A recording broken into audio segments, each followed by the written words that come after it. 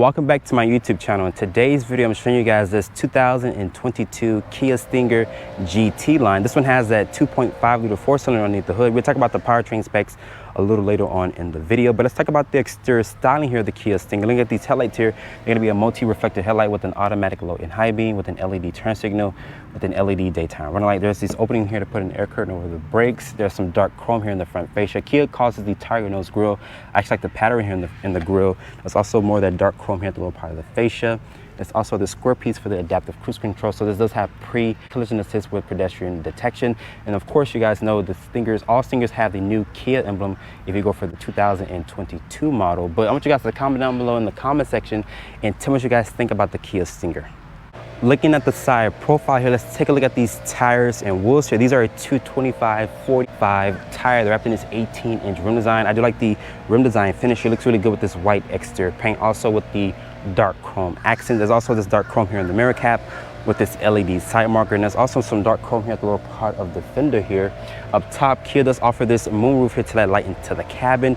If you guys didn't know, the Stinger is actually a hatchback, so it does get a lot of cargo. We'll talk about the cargo in a few moments here. The wheelbase for the Stinger is at 114.4 inches with an overall length of 190.2. Looking at the rear, let's start with these taillights here. I like that Kia has this taillight that wraps around the whole trunk lid here. It's going to be an LED combination with an LED brake light, with an incandescent turn signal, with an LED reverse light. There's the Stinger name, which is spelled out. There's the GT Lion badge there. Looking down here at the lower part of the bumper, there's rear parking sensors. There's also this quad tip design here. But open up the cargo back here. Since this is the GT Lion model, this does not come equipped with a power opening trunk area here. Like I mentioned, this is a hatchback. The cargo space back here is at 23.3 cubic feet of space, and underneath here, Kia does give you a spare tire. Once you fold down the rear seats, it expands the cargo to 40.9 cubic feet of space. Sitting in the interior of the Kia Stinger GT line, looking at this interior here, this interior looks just like the other Stinger that I showed you guys about a week ago, but reaching over here to shut the door and starting up the Stinger, you guys will hear that 2.5 liter four-cylinder come to life. Looking at the door panel materials, it's going to be a nice soft touch material here. There's this aluminum accented door handle. There is some gloss black trim here on the door panel. Looking down here, you can also power fold these mirrors in if you would like. There's your lock controls. It is automatic up, automatic down, only for the driver and passenger. A nice padded area here to rest your elbows. Additional storage and cup holder space down there. This does have the Harman and Kardon sound system, which sounds pretty good. The dimmer switch, the lane keep assist, and the fuel cap opener is there. This does not have a power opening trunk feature. You have to go for a different trim level if you're looking to get that feature. This is a manual tilt and telescoping wheel. There's paddle shifters here. The headlight and turn signal stock is there. The wind wiper stock is right there. This is a flat bottom wheel design. As you guys can see, this does say GT line here at the lower part of the steering wheel. Over here is for the driver's assistance, which includes adaptive cruise control with highway stir assist. There's the toggle here for the volume, the option to answer and hang up the phone.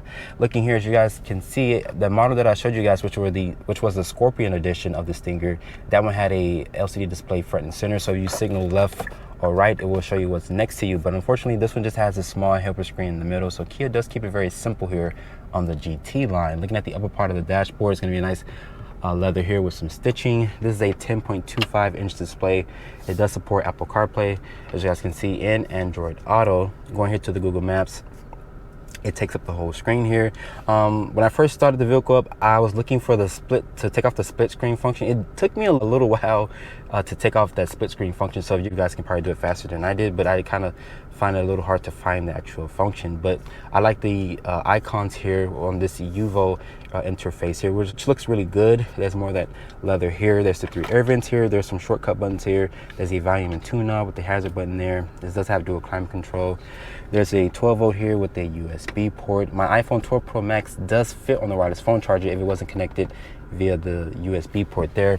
Unlike the top trim level in the Stinger's portfolio, this has a normal shifter instead of electronic shifter. Putting the Stinger into reverse, it does reveal a backup camera, but there is the Stinger icon here to show you if you're close to something with the radar sensors, but it does not have a top-down 360 view. You have to go for a different trim level if you want that feature. Kicking it down here and over to the left to drive, you can go through the 8-speed automatic via this, or you can use the paddle shifters here.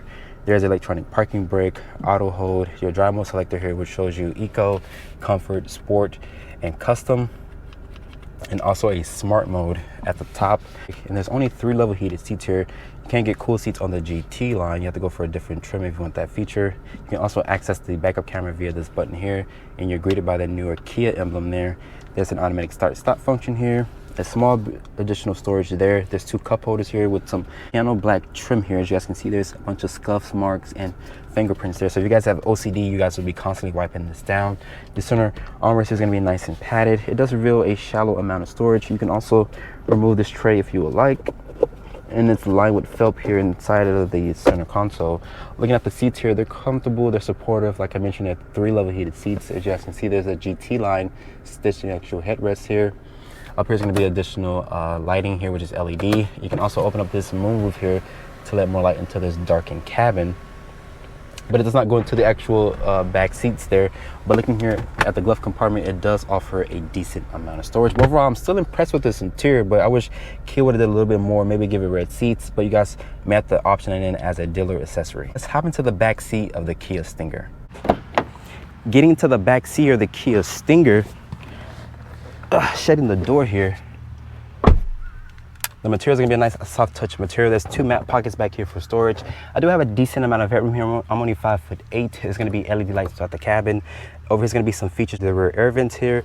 There's also the 12 volt and a USB charging port. Good luck sitting in the middle passenger here because this is rear wheel drive. You can also get this with all wheel drive, which is a $2,000 charge. And this does have the Harman and Kardon sound system, which sounds pretty good. Putting this down here does reveal 2 cup holders, and Kia says you get around 36.4 inches of legroom. Keep in mind, this does ride on the same platform as the G70, but this is going to be a bigger vehicle compared to the G70 because it offers more legroom and also more cargo space. Open up the hood here of the Kia Stinger. This is going to be offered with 2 different powertrains. This is the base 2.5 liter 4-cylinder. This powertrain makes 300 horsepower and 311 pound-feet of torque. This is the same powertrain that's in the Kia K5 GT, but this makes 10 more additional horsepower and it has the same amount of torque. But if you guys are looking for a more powerful engine, Kia will sell you that 3.3 liter twin turbo V6, which makes 368 horsepower and 376 pound-feet of torque. That's up 3 additional horsepower for this model year.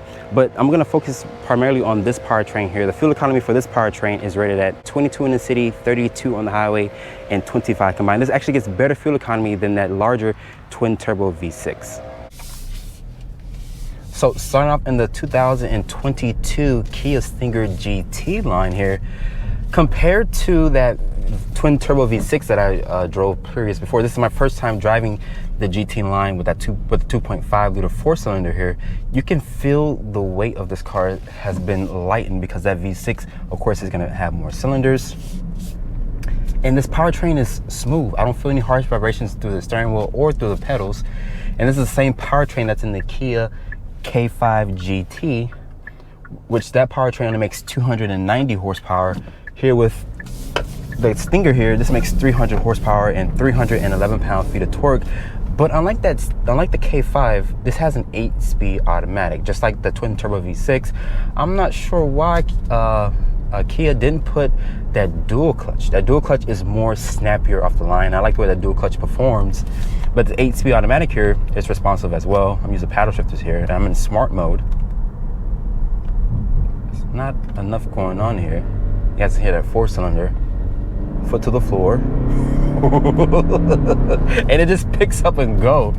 But keep in mind, Kia will sell you that 3.3 liter twin turbo V6, which makes 368 horsepower and 376 pound-feet of torque for 2022 that had updated the horsepower by 3 more additional horsepower. So honestly, I drove the G70, I drove the Stinger back to back, and to tell you guys the truth, there is really no difference because the G70 makes 365 horsepower, right? The Stinger makes 368 horsepower. So there's really no difference. But I'm gonna put the Stinger here into sport mode here. I'm really surprised that this car does not have Sport Plus mode like in the Stinger. I mean, like in the K5, it just doesn't have it. surprisingly. The visibility out of this thing here is really good, but out of the rear, since it's a hatchback, the rear visibility is not the best. Great seating position here. It only has 3 level heated seats, not cool seats. If you guys want cool seats, you have to look at another trim level in order to get the cool seats. Let's talk about the driver's assistance here. This does have forward collision warning with pedestrian detection, blind spot monitoring with rear cross traffic alert. So all of those features that you guys are looking for in a modern car, Kia does offer that.